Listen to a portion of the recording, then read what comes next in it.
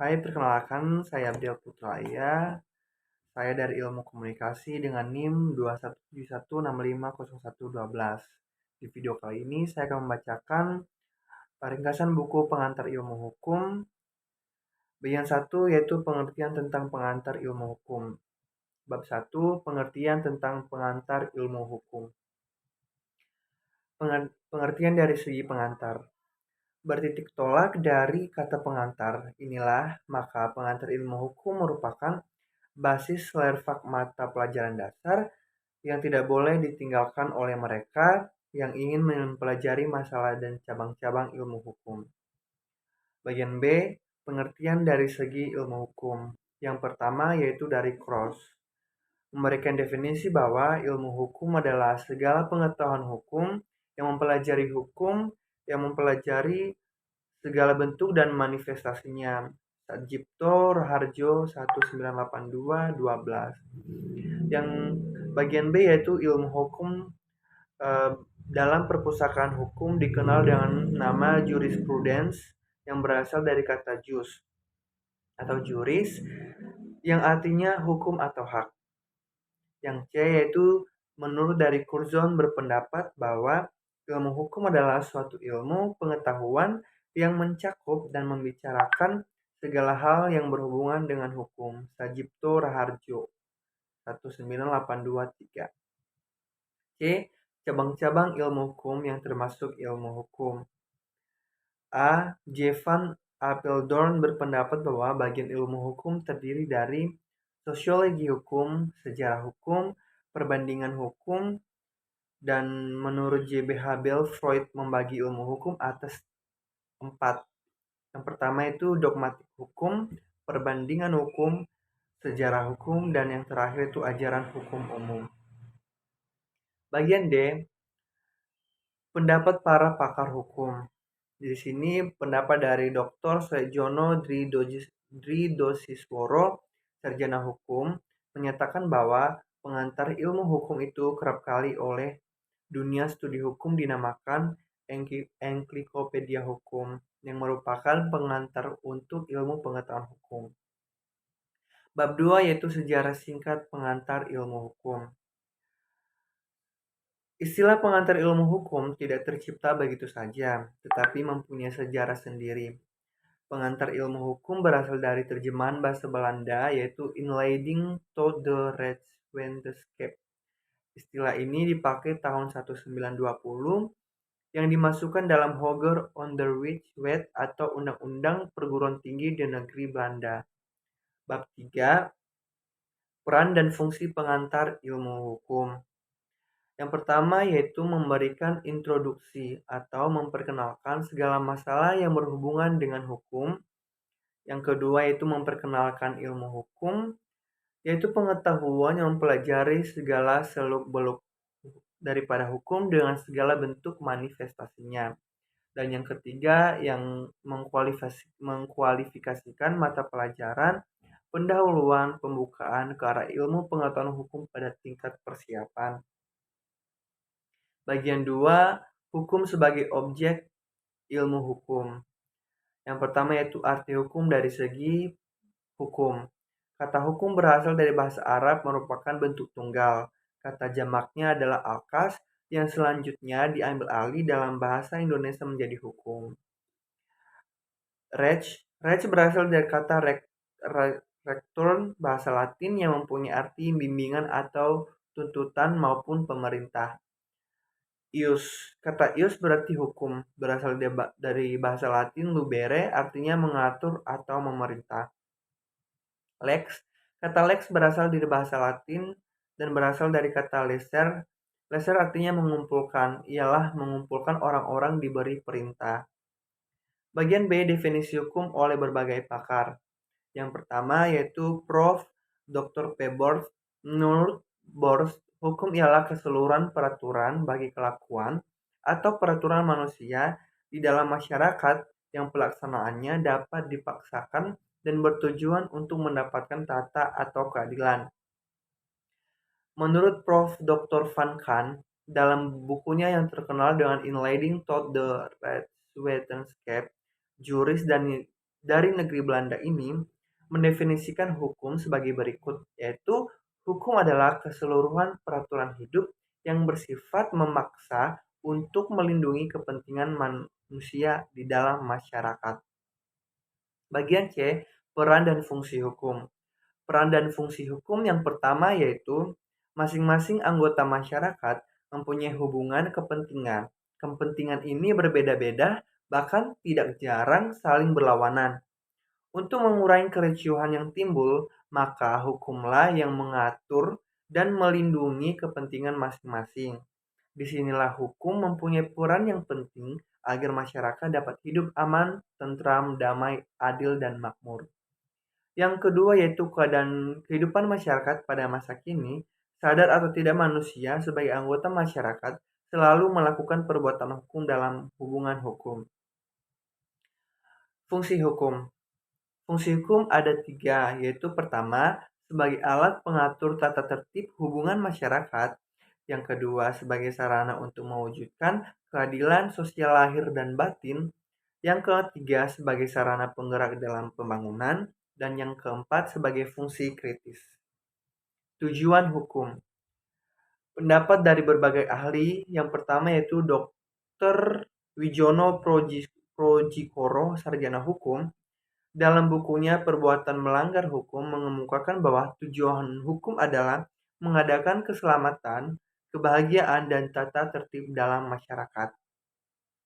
Dan selanjutnya itu Prof. Subekti, sarjana hukum, dalam bukunya Dasar-Dasar Hukum dan Pengadilan, menyatakan bahwa hukum itu mengabdi pada tujuan negara yang intinya ialah mendatangkan kemakmuran dan kebahagiaan rakyatnya.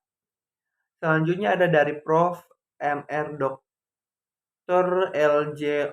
Oppeldorn yang menyatakan bahwa tujuan hukum adalah mengatur tata tertib dalam masyarakat secara damai dan adil.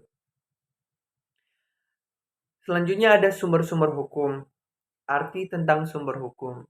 Sumber hukum adalah segala sesuatu yang menimbulkan aturan-aturan yang mengikat dan memaksa, sehingga apabila aturan-aturan itu dilanggar, akan menimbulkan sanksi yang tegas dan nyata bagi pelanggarnya. 4 macam sumber hukum. Yang pertama itu sumber hukum dalam arti historis. Tempat kita dapat menemukan hukumnya dalam sejarah dari segi historis.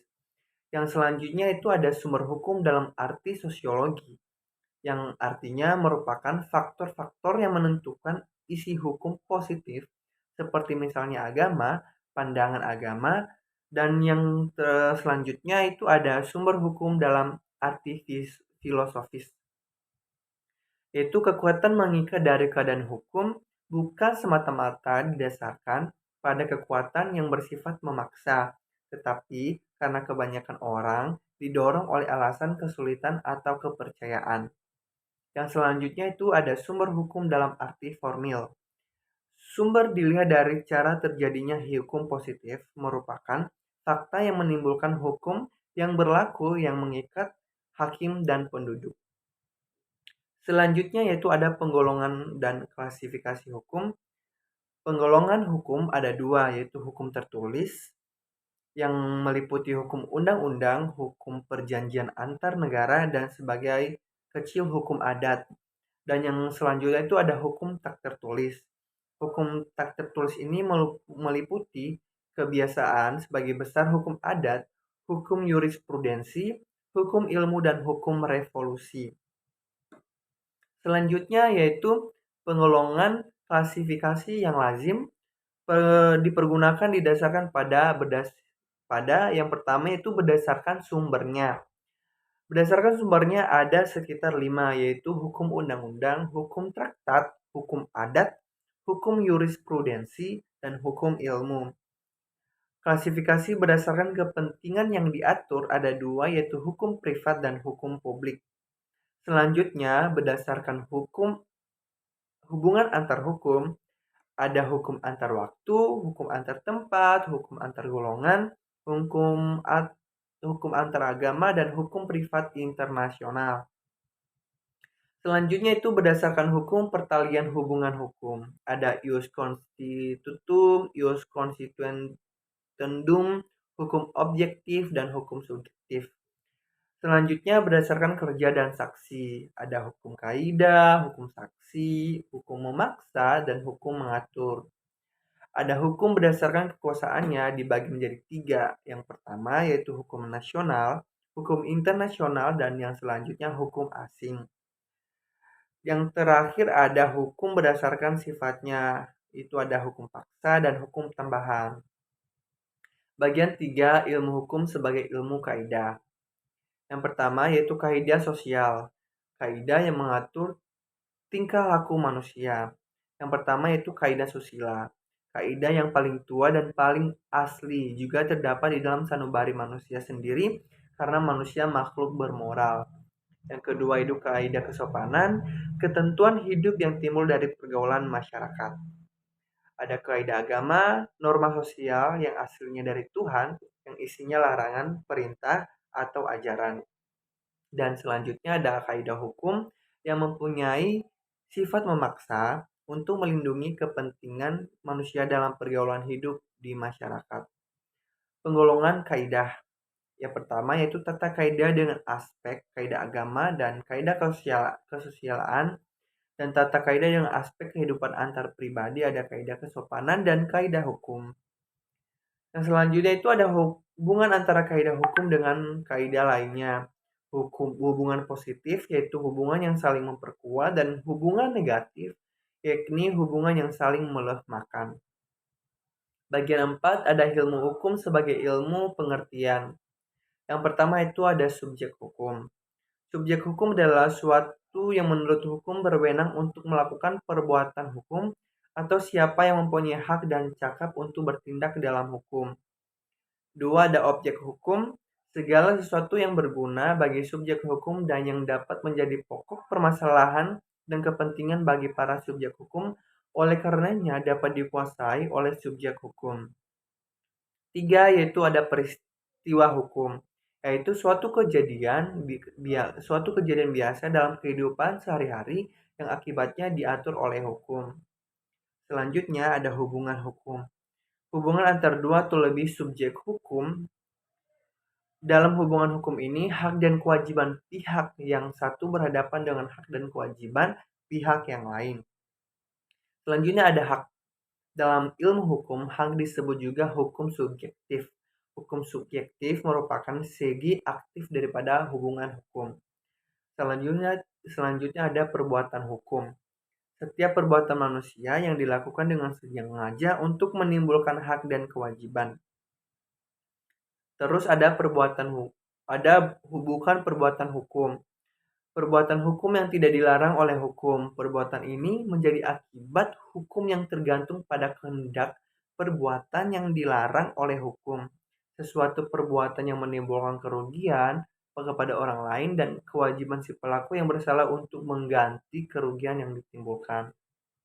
Dan yang terakhir itu ada masyarakat hukum, yaitu sekelompok orang yang hidup di dalam suatu wilayah tertentu, di mana di dalam kelompok tersebut berlaku suatu rangkaian peraturan yang menjadi tingkah laku bagi setiap kelompok dalam pergaulan hidup mereka. Bagian 4, ada ilmu hukum sebagai ilmu kenyataan. Bagian 5. Pertama itu antropologi hukum. Suatu cabang ilmu pengetahuan yang mempelajari pola-pola dan penyelesaian pada masyarakat yang sederhana maupun masyarakat yang sedang mengalami proses perkembangan dan pembangunan. Studi antropologi hukum dapat dikatakan belum lama dan baru timbul pada abad ke-19, sewaktu ada usaha untuk meneliti dasar-dasar hukum di Eropa, yaitu antara lain dengan jalan membandingkan sistem hukum masyarakat yang masih dianggap dalam tingkat sederhana di luar Eropa. Kedua ada sosiologi hukum. Suatu cabang ilmu pengetahuan yang secara empiris dan analitis mempelajari hubungan timbal balik antar hukum sebagai gejala sosial dengan gejala lain. Sosiologi hukum diantaranya mempelajari perorganisasian sosiologi dari hukum. Objek sasaran ialah badan-badan yang terlibat dalam kegiatan penyelenggaraan hukum seperti perundang-undangan, pengadilan, polisi, dan advokat. Selanjutnya ada psikologi hukum. suatu cabang pengetahuan yang mempelajari hukum sebagai suatu perwujudan dari perkembangan jiwa manusia. Psikologi adalah ilmu hukum pengetahuan tentang perilaku manusia, maka dalam kaitannya dengan studi hukum, ia akan melihat hukum sebagai salah satu dari pencerminan perilaku manusia. Selanjutnya itu ada sejarah hukum. Satu bidang studi hukum yang mempelajari perkembangan dan asal-usul sistem hukum dalam suatu masyarakat tertentu dan memperbandingkan antara hukum yang berbeda karena dibatasi oleh perbedaan waktu. Studi mengenai sejarah hukum akan menghasilkan keuntungan sama seperti mempelajari sejarah hukum. Salah satu keuntungannya adalah bahwa pengetahuan mengenai suatu sistem atau lembaga atau pengaturan hukum tertentu menjadi lebih dalam dan diperkaya. Selanjutnya ada perbandingan hukum. Dibagi menjadi dua, yaitu perbandingan hukum sebagai metode penelitian. Sebagai metode penelitian, perbandingan hukum dapat dipergunakan di semua bidang hukum seperti hukum privat, hukum publik, hukum tata negara, bahkan dapat digunakan di bidang ekonomi, aksesa, dan teknik. Yang kedua yaitu perbandingan hukum sebagai ilmu pengetahuan. Perbandingan hukum sebagai ilmu pengetahuan melangkah lebih jauh di samping meneliti adanya persamaan dan perbedaan. Perbandingan hukum menyelidiki sebab-sebab dan latar belakang dari persamaan. Selanjutnya ada tujuan hukum. Tujuan hukum dibagi menjadi dua, yaitu usaha mengumpulkan berbagai informasi mengenai hukum asing. Yang selanjutnya usaha mendalami pengalaman yang dibuat dalam studi hukum asing dalam rangka pembaharuan hukum. Selanjutnya ada fungsi hukum daripada perbandingan hukum. Fungsi teoritis daripada perbandingan hukum, yaitu perbandingan hukum mempunyai peran yang sangat penting dalam era pembangunan hukum yang akan datang. Era pembangunan ini meliputi pengembangan ilmu hukum dan praktik-praktik pembinaan hukum. Yang kedua yaitu fungsi hukum praktis daripada perbandingan hukum. Perbandingan hukum juga sangat bermanfaat dalam praktik hukum, khususnya applied research dalam pembentukan hukum baru. Selanjutnya ada fungsi perbandingan hukum dalam pembinaan hukum. Di bidang pembinaan hukum, peranan perbandingan hukum tidak boleh diabaikan. Perbandingan hukum yang diterapkan bersamaan dengan pengembangan filsafat hukum, sosiologi hukum, dan sejarah hukum. Apalagi apabila juga dilatar belakangi oleh pengetahuan hukum di bidang ekonomi dan psikologi. Selanjutnya ada manfaat daripada perbandingan hukum. Yang pertama, yaitu bermanfaat sebagai unifikasi hukum. Unifikasi hukum berarti berlakunya satu macam hukum untuk berbagai golongan masyarakat, dan unifikasi ini dapat bersifat nasional bahkan internasional. Yang kedua, bermanfaat bagi usaha menumbuhkan saling pengertian suatu bangsa. Hubungan serta pergaulan diikat serta diwujudkan dalam suatu perjanjian internasional. Karena tidak ingin ada keretakan, maka perjanjian terus dibuat. Yang selanjutnya ada bermanfaat bagi usaha memperoleh perspektif yang menyangkut perkembangan hukum kita yang mana adalah kepentingan. Baik, demikianlah pembacaan ringkasan hukum dari saya. Demikian, terima kasih, sampai jumpa.